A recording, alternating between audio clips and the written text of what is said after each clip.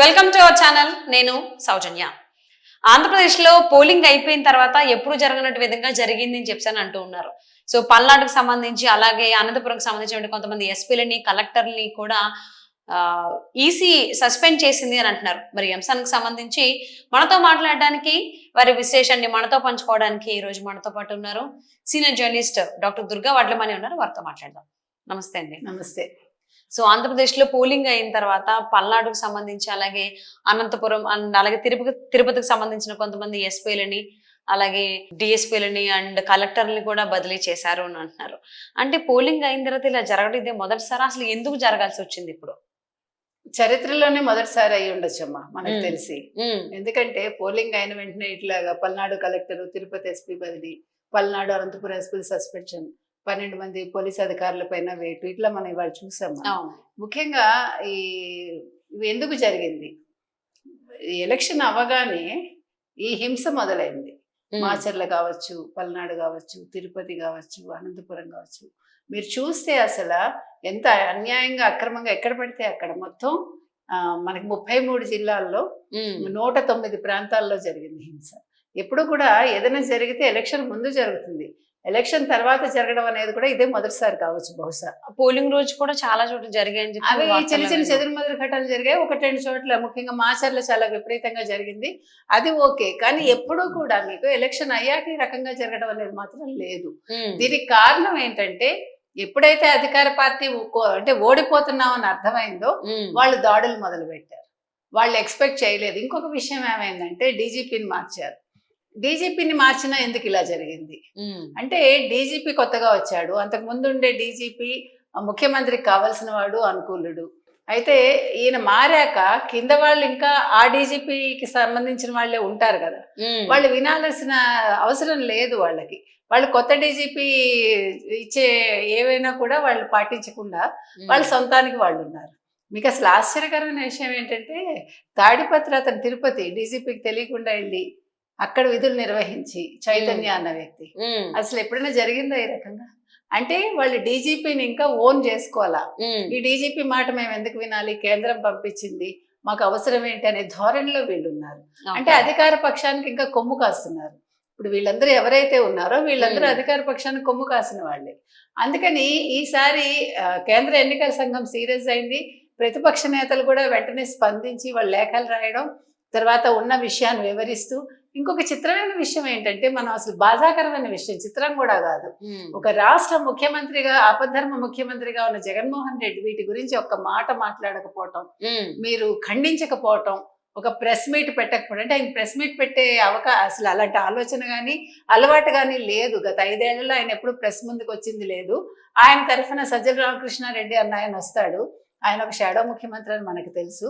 కానీ ఈ విషయంలో సజ్జల రామకృష్ణారెడ్డి చిత్రంగా ప్రతిపక్షాన్ని అన్నాడు వచ్చి బయటకు వచ్చి, వాళ్ళు తెలుగుదేశం వాళ్ళు దాడులు చేయిస్తున్నారు అంటూ ముందు ఆయన సెల్ఫ్ డిఫెన్స్కి వెళ్ళిపోయాడు. ఇంకొకటి, మాకు పోలీస్ అధికారులు సహకరించలేదు, కేంద్ర ఎన్నికల సంఘం కానీ రాష్ట్ర ఎన్నికల సంఘం కానీ సహకరించలేదు. అట్లా అంతా ఆయన మొత్తం అంతా నెపం అంతా ప్రతిపక్షం మీద నెట్టడానికి ప్రయత్నించారు. అనిల్ కుమార్ యాదవ్ ఇలానే చెప్పారు, సపోర్ట్ చేయలేదు. అంటే వాళ్ళకి సపోర్ట్ చేయలేదు, కరెక్టే మీరు చెప్పింది. ఏ రకంగా వాళ్ళకు అనుకూలంగా వాళ్ళు వ్యవహరించలేదు. అంటే ఎక్కడికక్కడ వాళ్ళు వాళ్ళ విధులను సక్రమంగా నిర్వహించడంతో, సక్రమంగా నిర్వర్తించడంతో వీళ్ళకి ఇబ్బంది అయింది. వీళ్ళకి దొంగ ఓట్లు వేసుకునే అవకాశం ఇవ్వకుండా, వీళ్ళకి కావాల్సిన వాళ్ళని లోపలికి రానివ్వకుండా ఎక్కడికక్కడ స్ట్రిక్ట్ గా ఉండి వీటి వల్ల వీళ్ళు ఇబ్బందులకు గురయ్యారు. మీకు అర్థమైంది కదా. అందుకని ఈసారి అధికార పక్షం వాళ్ళు ఆందోళనలో ఉన్నారు. అంటే ఇక్కడ మళ్ళీ చెప్పారు సిఎస్ వాళ్ళకి డీజీపీలు సంజాయిషి అనంతరం చర్యలు తీసుకుంటారు అని చెప్పేసి. అలాగే కేంద్ర ఎన్నికల సంఘం ఉత్తర్వులు ఫలితాలు వచ్చిన 2 వారాల వరకు కేంద్ర బలగాల గస్తీ అంటున్నారు. అంటే పోలింగ్ ముందు వరకు లేదా పోలింగ్ రోజును ఇలాగా కేంద్ర బలగాలు గస్తీ ఉండడం అనేది వార్తల్లో విన్నాము. అంటే ఇప్పుడు పోలింగ్ అయిపోయిన తర్వాత కూడా ఇలాగా కేంద్ర బలగాలు గస్తీ ఉండడం, అంతేకాకుండా కేంద్ర హోంశాఖ కూడా ఆదేశాలు జారీ చేయడం అనేది అసలు ఏ విధంగా చూడాలి అంటే అల్లర్లు ఆ స్థాయిలో ఉన్నాయని అర్థం.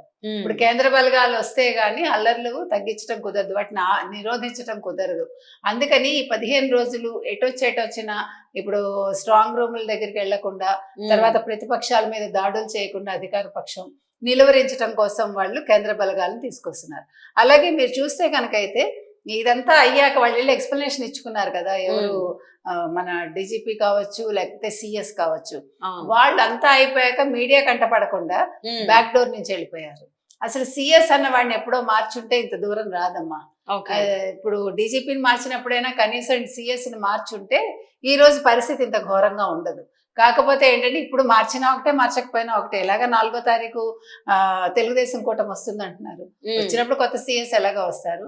ఏది ఏమైనా కూడా చరిత్రలో ఇదొక మచ్చ, మాయని మచ్చ ఆంధ్రప్రదేశ్కి. ముఖ్యంగా ఎప్పుడు ఇలాగ ఏ రాష్ట్రంలోనూ జరిగి ఉండకపోవచ్చు, మొట్టమొదటిసారి ఇలా జరిగింది. ఇక వచ్చేసారు వీళ్ళందరినీ కూడా. అసలు వీళ్ళకి విధులు నిర్వహించడానికి ఏమైందంటే పల్నాడు కలెక్టర్ శివశంకర్, పల్నాడు ఎస్పీ బిందు మాధవ్, అనంతపురం ఎస్పీ అమిత్ బర్దర్, తిరుపతి ఎస్పీ కృష్ణకాంత్ పటేల్ వీళ్ళు సస్పెన్షన్ కి గురయ్యారు అని అంటున్నారు. సో అలాగే చూసుకుంటే మీకు అసలు ఇప్పుడు ఈ డీజీపీ కావచ్చు సిఎస్ కావచ్చు వాళ్ళు సంజాయిషీలు ఇచ్చుకున్నాక మీడియా ముందుకు రాకుండా వెనక నుంచి వెళ్ళిపోయారట. సో ఏది ఏమైనప్పటికీ మనం ఏం చెప్పాలంటే ఇప్పుడు ఇది ఆంధ్రప్రదేశ్కి ఒక మాయని మచ్చ. ఓకే, ఇంకా మీదట కనీసం ఫ్యూచర్ లోనైనా డీజీపీలు కావచ్చు, మిగతా కేడర్ కావచ్చు, సిఎస్ కావచ్చు, వాళ్ళు ప్రభుత్వాలకి పని చేయకుండా వాళ్ళ విధులను వాళ్ళు సక్రమంగా నిర్వర్తిస్తే సరిపోతుంది. సో మరి ఆంధ్రప్రదేశ్ లో ఎన్నికలు అయిపోయిన తర్వాత విత్ ఇన్ డేస్ లోనే ఇలాగా పల్నాడు కలెక్టర్ అలాగే తిరుపతి ఎస్పీ బదిలీ అయ్యారు. అండ్ పల్నాడు అనంతపురం ఎస్పీలు కూడా సస్పెన్షన్ అవడం జరిగింది. అలాగే 12 మంది పోలీసు అధికారుల పైన కూడా ఈసీ కొరడా విధించిందని అంటున్నారు. మరి ఈ లిస్ట్ ఇక్కడతో ఆగుతుందా, ఇంకా ఫర్దర్ గా పెరిగే అవకాశం ఉందా చూద్దామండి. Thank you so much Durga. Thank you. నమస్తే, వెల్కమ్ టు అవర్ ఛానల్. నేను సౌజన్య. ఆంధ్రప్రదేశ్ లో పోలింగ్ అయిపోయిన తర్వాత ఎప్పుడు జరగనట్టు విధంగా జరిగింది అని చెప్పని అంటూ ఉన్నారు.